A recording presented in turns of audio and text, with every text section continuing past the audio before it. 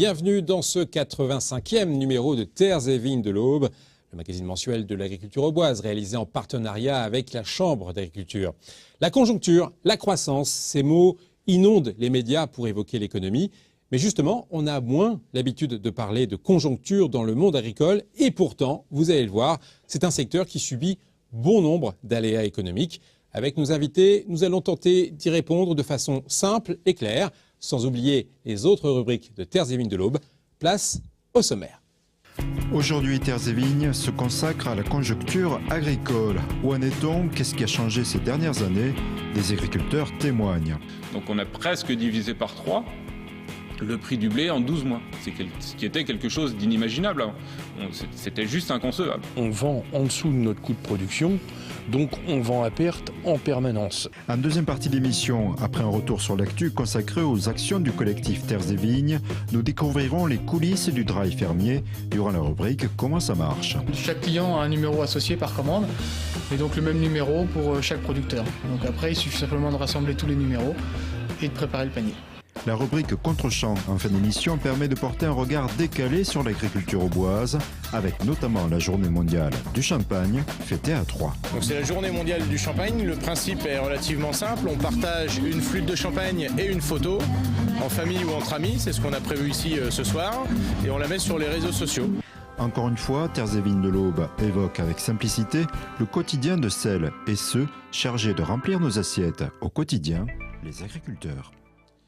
Pour parler de la conjoncture économique dans ce monde agricole, deux invités de choix. Tout d'abord, Éric Gautrin, bonsoir. Bonsoir. Vous êtes directeur conseil en gestion et stratégie d'entreprise au sein de Serre France, qui accompagne bon nombre d'agriculteurs. Est-ce qu'on peut dresser avec vous tout simplement un panorama de l'importance économique de l'agriculture auboise? À quoi ça ressemble? Bonsoir. Donc l'agriculture auboise garde une place importante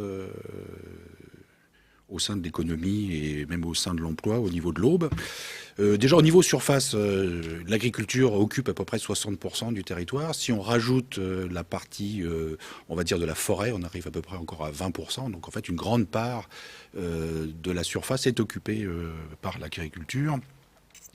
Si on veut d'autres chiffres, en regardant un peu plus sur l'emploi, il y a à peu près 6000 chefs d'exploitation en agriculture et en viticulture, qui emploient l'équivalent d'à peu près 7000 équivalents plein temps. Alors avec une particularité dans l'Aube, c'est que ces 7000 emplois permanents, salariés, en fait représentent 33 000 contrats, parce qu'effectivement, la spécificité de la viticulture, avec les vendanges, on a aussi beaucoup d'emplois saisonniers, on parlera patates tout à l'heure, donc effectivement, il y a beaucoup d'emplois qui, cumulés, font 7000 emplois, mais c'est 33 000 contrats de travail. On a parlé champagne, on a parlé patates, d'autres secteurs phares importants? Alors, dans l'agriculture de production, la céréale, bien sûr, on fait beaucoup de céréales, on fait aussi encore un petit peu d'élevage dans l'Aube. Mais là, voilà, les emplois, on va dire salariés, c'est plutôt effectivement dans le secteur légumier et bien sûr dans la viticulture et un petit peu dans l'élevage. C'est très clair. Jean-Michel Écochard, vous êtes directeur marché à la Chambre d'agriculture. On parle conjoncture économique ce soir. Est-ce que la conjoncture dans le secteur agricole a changé depuis le début de la crise mondiale à la fin des années 2000 ? Oui, bonsoir.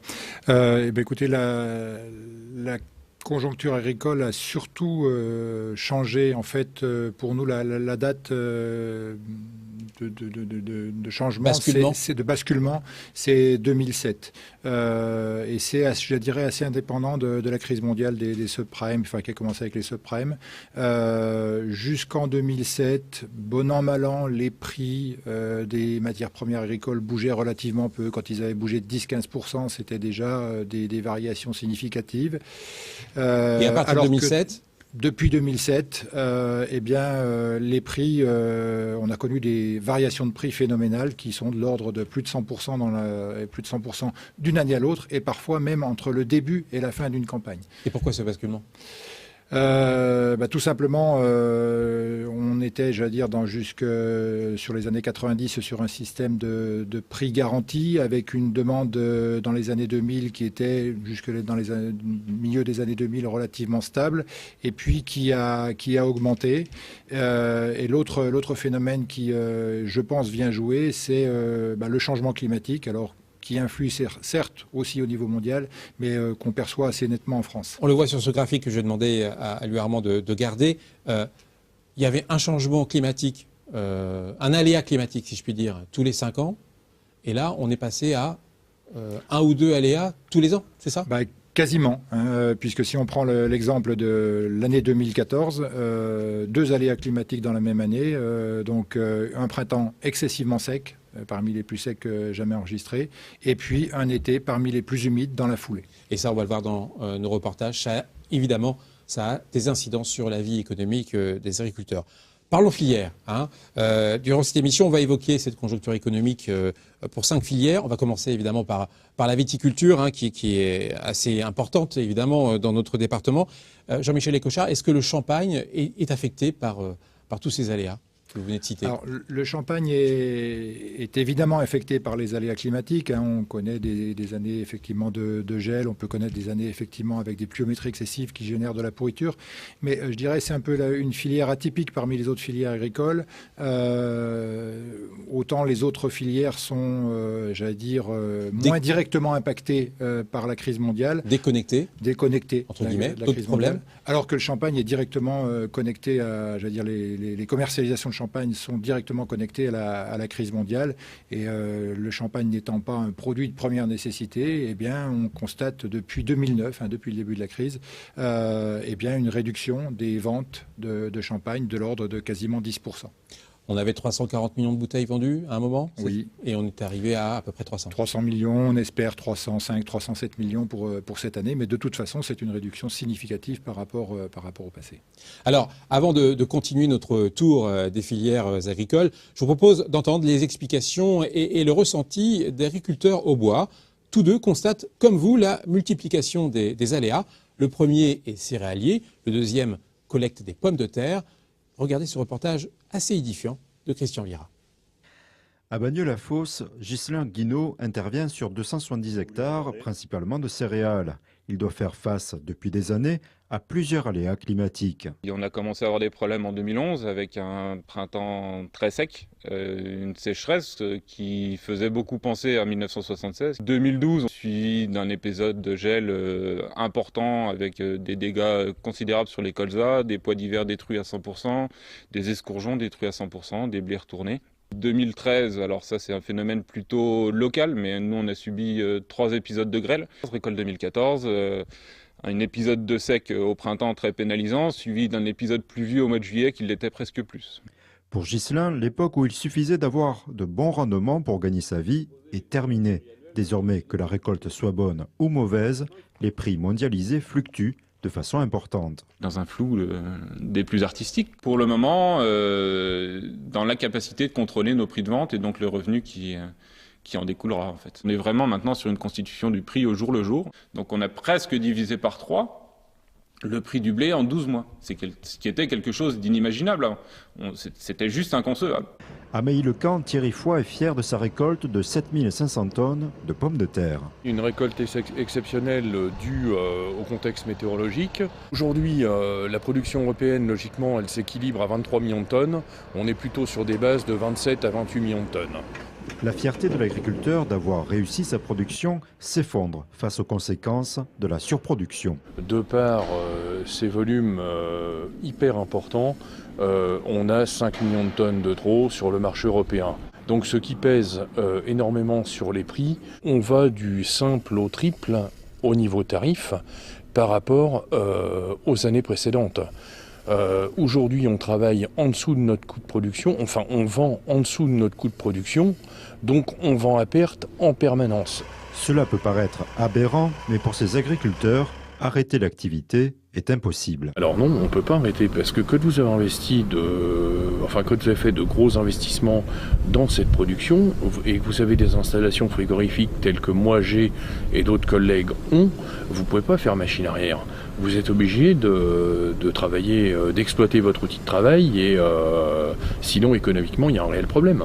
Aujourd'hui, Thierry appelle les consommateurs à cuisiner des pommes de terre et espère que l'année prochaine, l'équation prix-production sera plus favorable.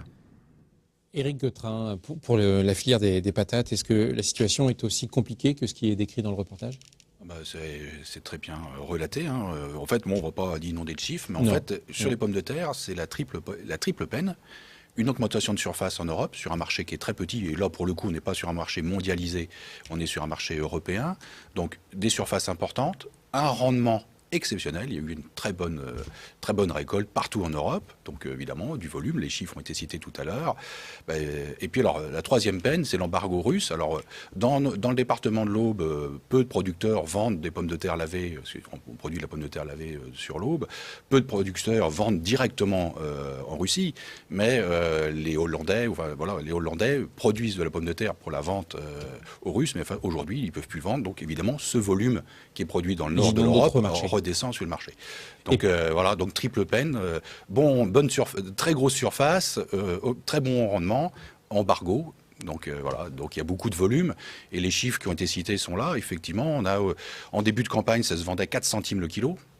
Aujourd'hui, ça a remonté un petit peu, on est autour des 8-9 centimes le kilo, alors que le prix de revient est à peu près de 15 centimes. Donc évidemment, plus on produit, plus on fait de pertes. Et pour les légumes l'essentiel de la production légumière de l'Aube, on va dire industrielle, se fait sur la pomme de terre lavée. Après, il y a un peu de production de carottes, il y a aussi la production d'oignons, où là, le marché est probablement moins saturé, parce qu'il y a moins les causes de volume et de surface. Continuons le tour des filières. Un mot sur la situation de l'élevage. Dans quelle situation se trouve cette filière ? Alors on a une situation qui est aussi compliquée parce que contrairement à ce qu'on pourrait penser, l'élevage subit aussi les aléas climatiques. Au fait cité 2013, on se rappelle encore les images où tout était inondé. Donc effectivement, les prairies en 2013 ont été inondées et puis ça a continué jusqu'à l'automne. Ensuite, ce sont des productions qui subissent une grande pression des filières et de la grande distribution, ce qui fait que là, ça pèse sur la difficulté de remonter les prix. Les aléas économiques sont aussi très importants. Par exemple, on peut prendre un aliment comme le soja. Le cours sur une campagne peut varier du simple au doux. Donc voilà, donc c'est quand même très difficile de maîtriser les coûts. Et puis en élevage, il faut rajouter un autre phénomène, c'est qu'il y a eu, par rapport à la réglementation des mises aux normes d'élevage, qui ont induit des investissements et des remboursements d'emprunts importants. Et donc aujourd'hui, on a des structures qui sont lourdes. Et le problème de la filière, c'est la rémunération de la main-d'œuvre. C'est-à-dire qu'en fait, on a des rémunérations de main-d'œuvre qui sont relativement faibles, ce qui est difficile pour la transmission des outils. Tant qu'on a de la main-d'œuvre familiale pour faire le travail, ou une main-d'œuvre qui demande peu de rémunération, ça va. Mais dès l'instant où on est obligé de prendre un salarié, parce que voilà, les parents partent à la retraite, etc., ça commence à devenir très, très compliqué. Jean-Michel Écochard, évidemment, tout n'est pas noir. On le voit, il y a des secteurs qui résistent plus ou moins bien aux aléas. Mais j'ai envie de dire, quelque part, quand on va faire ses courses, on a l'impression que c'est de plus en plus cher. Sur certaines filières, l'agriculteur ne s'en sort pas. Il est où l'argent de la consommation alimentaire ? Je crois que ce qui explique cet écart qui peut paraître incompréhensible, c'est en fait le très faible poids de la matière première, du prix de la matière première agricole dans les denrées alimentaires. Si on prend l'exemple du pain, sur une baguette de 200 grammes, il n'y a que quelques centimes, entre 3 et 5 centimes, de matière première blé. Donc tout le reste, ce sont à la fois, c'est très très dépendant des coûts de main-d'œuvre, des coûts de l'énergie qui expliquent ce grand écart. Justement, on parle des céréales, c'est la dernière filière qu'on va évoquer, un blé. Or, en préparant cette émission, vous m'aviez indiqué que la situation est très différente entre le nord et le sud du département à propos des céréales. Alors la différence entre le nord et le sud du département, elle tient essentiellement à la nature des sols. Sur le nord du département, nous avons des sols plutôt profonds avec très peu de cailloux, alors que sur le sud du département, nous avons des sols qui sont plutôt superficiels avec présence de cailloux. Donc ça, c'est fondamental parce que sur le nord, on a des sols qui sont capables de retenir beaucoup d'eau, donc de résister bien à la sécheresse, alors que sur le sud, on a des sols qui sont incapables de retenir beaucoup d'eau, donc très sensibles à la sécheresse. Et de plus, les sols du sud, avec la présence de cailloux, ne peuvent pas supporter un certain nombre de cultures, comme la betterave, comme la pomme de terre, qui sont incultivables dans ces sols-là. Éric Gautrin, que faire face à la multiplication de ces aléas ? Que peut faire l'agriculteur ? En fait, on n'est pas alarmiste. C'est-à-dire que globalement, on l'a dit tout à l'heure en début d'émission, on est sur des marchés qui progressent, et en volume et en prix, sur une tendance longue. Ce qui est nouveau, c'est la multiplication des aléas climatiques. On est dans un marché mondialisé, et donc on n'a peut-être pas encore pris conscience qu'on est dans un marché mondialisé. Donc on a des variations de prix à la vente, mais aussi des variations de prix sur les intrants. On parlait des aliments tout à l'heure, mais des engrais, etc. Ce qu'il faut faire, c'est revenir aux fondamentaux, c'est-à-dire bien connaître ses coûts de production, les années où, parce qu'il y a des bonnes années et des mauvaises années. Donc les bonnes années, c'est peut-être c'est avoir une trésorerie de précaution, c'est anticiper le plus possible pour gérer sa fiscalité, parce que les bonnes années, on a une pression fiscale et sociale qui peut être importante. Se diversifier ? Ça peut être se diversifier. Alors après, on n'a pas de solution toute faite par rapport à une région ou par rapport à une filière. C'est que chaque adaptation d'entreprise, c'est lié au chef d'entreprise, et c'est chaque chef d'entreprise qui doit trouver ses repères, ses outils. La diversification, ça peut être une solution. On peut avoir la solution du volume-prix, il y a de multiples solutions, mais ça appartient à chaque chef d'entreprise. En tout cas, c'est à découvrir. Merci pour toutes ces réponses. Vous restez avec nous pour l'ensemble des chroniques de Terres et Vignes de l'Aube. On passe une revue de l'actualité économique auboise dans le monde agricole. Début novembre, les agriculteurs au bois ont répondu en nombre à l'appel des syndicats FDSEA et JA afin de manifester à Châlons-en-Champagne. Ils protestaient contre les nombreuses contraintes législatives et notamment la directive nitrate. Parti dès 8h30 de Troyes, le cortège au bois comptait une trentaine de tracteurs. Près de 400 professionnels au bois ont participé à ce mouvement. Si le présent est parfois très dur, vous l'avez vu dans cette émission, il faut aussi penser au futur. Et le 13 novembre, au groupe EC3, les professionnels de l'agriculture et de la viticulture étaient invités à se projeter en 2025. 2 intervenants ont animé cette conférence débat dans un monde qui bouge, comme par exemple les pays de l'Est de l'Europe qui commencent à exporter. Plus d'explications avec le porte-parole de Terres et Vignes de l'Aube. Et les pays qui sont à l'Est de la France, au niveau européen à l'Est de la France, aujourd'hui se mettent à produire, dont certains qui ne sont même pas dans l'Union européenne, donc même sans même avoir d'aide comme on peut avoir avec les aides PAC. Et si nous on reste fixe et qu'on applique ce qu'on faisait toujours il y a 50 ans, on risque d'avoir un petit problème dans les années à venir. Autre présence de Terres et Vignes de l'Aube, cette fois-ci lors du salon de la gastronomie et en direction du grand public. Vous connaissez donc l'émission de Canal 32, Terres et Vignes. Bien, ce nom désigne également un groupement qui propose des événements festifs s'adressant à tous tout au long de l'année. À vos agendas donc, je vous propose d'entendre le programme de l'année 2015 avec de nouveau le porte-parole. Terres et Vignes, c'est un collectif qui regroupe les OPA, les organisations professionnelles agricoles du département de l'Aube, et dont le but est de communiquer sur l'agriculture et aussi de porter des événements tout au long de l'année. Donc en 2015, on commencera par les rencontres agricitadines qui ont lieu à Troyes. Et donc c'est vraiment la rencontre entre le grand public et les agriculteurs. Voilà. Et ensuite, on aura un dimanche à la campagne, donc qui sera la X1e édition, le dimanche 19 avril. La route du Champagne, en fait, qui aura lieu les 1er et 2 août et qui aura lieu dans le secteur d'Hérissé. Et au mois d'août, la fête de l'agriculture, qui aura lieu, je crois, le 23 août, qui est la traditionnelle fête de l'agriculture organisée par les jeunes agriculteurs de l'Aube. Et en novembre, le salon de la gastronomie, comme c'est actuellement. Et voilà, il y a le métier d'agriculteur derrière, et on est souvent un peu dénigré comme des pollueurs, ou voilà, et alors que voilà, on fait un métier qui permet à chaque Français d'avoir à manger et de la bonne du bien-être et de prendre plaisir avec la gastronomie. Dernière actu, et là aussi il s'agit d'un rendez-vous le 21 novembre prochain. Christian Huyghe, directeur scientifique adjoint agriculture à l'INRA, sera à Troyes durant une conférence débat. Il évoquera les perspectives de l'agriculture d'ici 2020 et vous êtes bien évidemment conviés à découvrir le futur du monde agricole. À présent, retour au présent avec la rubrique Comment ça marche. Nous allons découvrir un drive très particulier. Nous l'avions évoqué le mois dernier, un drive fermier a été créé dans l'Aube. L'engouement pour ce service dépasse les espérances des producteurs. 30 à 40 clients étaient prévus au démarrage. Ils sont aujourd'hui plus d'une centaine. Christian Vira a pu rencontrer l'un d'entre eux afin de comprendre les coulisses de ce drive, pas comme les autres. Reportage. Sur le drive fermier, derrière chaque produit se cache un visage et non une chaîne de production multimarque. Pour ces yaourts de Champs-sur-Barse, c'est celui de Vivien Figiel. Chaque jeudi matin, il fait désormais le point sur les commandes passées sur le site. Nous pouvons suivre tout au long de la semaine l'évolution des commandes. Donc chaque jour, nous allons voir sur le site du Drive côté administrateur et nous voyons au fur et à mesure les commandes qui sont validées. Et ensuite, la fin des commandes se situe le mercredi soir à minuit. Et donc nous, le jeudi matin, nous avons le récapitulatif de toutes les commandes validées avec nos produits sélectionnés. Donc là, nous venons de faire hier 300 yaourts pour le Drive. Et à terme, je compte faire 3000-3500 yaourts par semaine.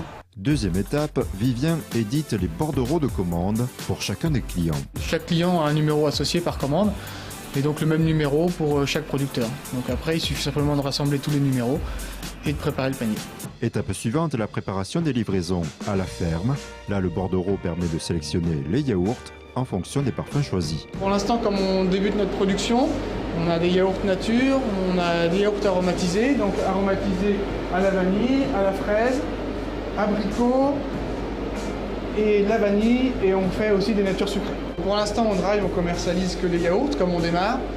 Et par la suite, après, on aura d'autres produits. Donc on aura du fromage blanc, on aura du beurre, on aura des faisselles aussi. Et ensuite, plus sur la fin de l'année, de la tome et de la glace. Quatrième étape, la livraison au drive à Saint-André-les-Vergers par les producteurs chaque vendredi à 14h. Les fermiers se relaient pour finaliser la vente auprès des clients qui ont déjà payé via le site.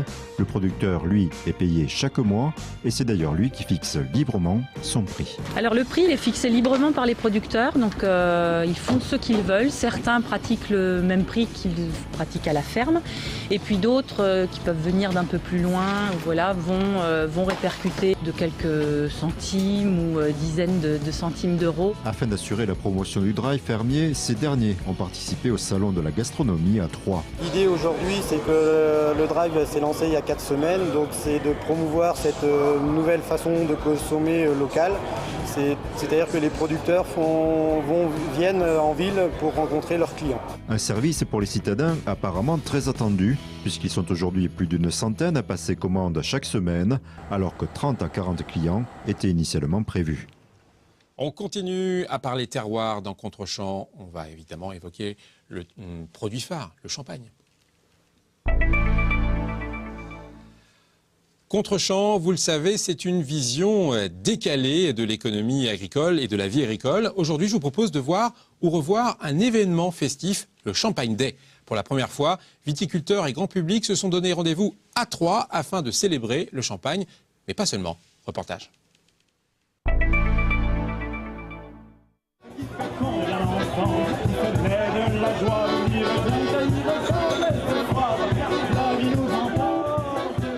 Ce soir du 24 octobre, l'association de promotion du champagne CAPC fête le Champagne Day. Donc c'est la journée mondiale du champagne. Le principe est relativement simple. On partage une flûte de champagne et une photo en famille ou entre amis. C'est ce qu'on a prévu ici ce soir.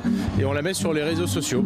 Et à partir de là, quand tout le monde le fait le même jour, ça fait un apéritif mondial géant au champagne. Donc on a même le chanteur Bono qui nous a envoyé sa photo. 3 millions de participants, si chacun prend une flûte ce soir, ça fera déjà un certain nombre de bouteilles en moins. Et pour la première fois, le Champagne Day s'est invité à Troyes. Sur les quais, le grand public ne s'est pas fait prier pour y participer. C'est de la bombe. C'est de la bombe, bébé. Ça sert à quoi le Champagne Day? Le Champagne Day à connaître des gens qu'on ne connaissait pas il y a 2 heures. C'est un moment de rassemblement entre amis ou entre collègues qui met en valeur notre territoire.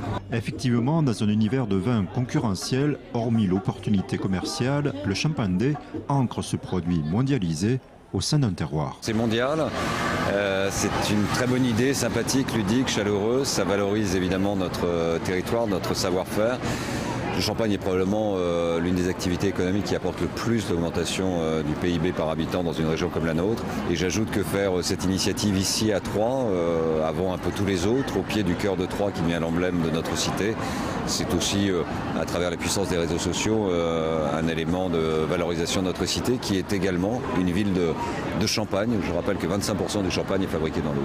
Un rappel qui a rassemblé immédiatement Office de tourisme, Ville de Troyes, acteurs culturels comme la Maison du Boulanger et bien sûr vignerons qui ne souhaitaient pas que le concept échappe aux Champenois. On a absolument besoin de cette promotion. Comme disaient les jeunes, il faut faire du buzz sans arrêt sur le produit. Je ne sais pas si vous savez, mais Champagne Day n'est pas né en Champagne. Il est né de l'idée d'un vigneron de Napa Valley en Californie. Et bizarrement, les Champenois étaient absents de cet événement mondial. Il était temps que Capsé se mette en ordre de marche. Et ici, à Troyes, à 2 pas également d'un festival qui nous tient à cœur dans le département, les Nuits de Champagne. Tous les autres événements de Capsé, c'est en général le public qui descend dans le vignoble, la route du Champagne, la Saint-Vincent, on déplace les gens. Et là, pour le Champagne Day, pas loin de la fin d'année, c'est les vignerons qui montent en ville, c'est sympa. Un concept sympa, le Champagne Day ajoute de la modernité à un produit de terroir en l'associant aux selfies et réseaux sociaux sans dénaturer son esprit de fête. Et rendez-vous l'année prochaine pour un tout nouveau Champagne Day, tout aussi festif. Merci d'avoir regardé cette émission. Rendez-vous le mois prochain également pour un nouveau Terres et Vignes de l'Aube. Au revoir.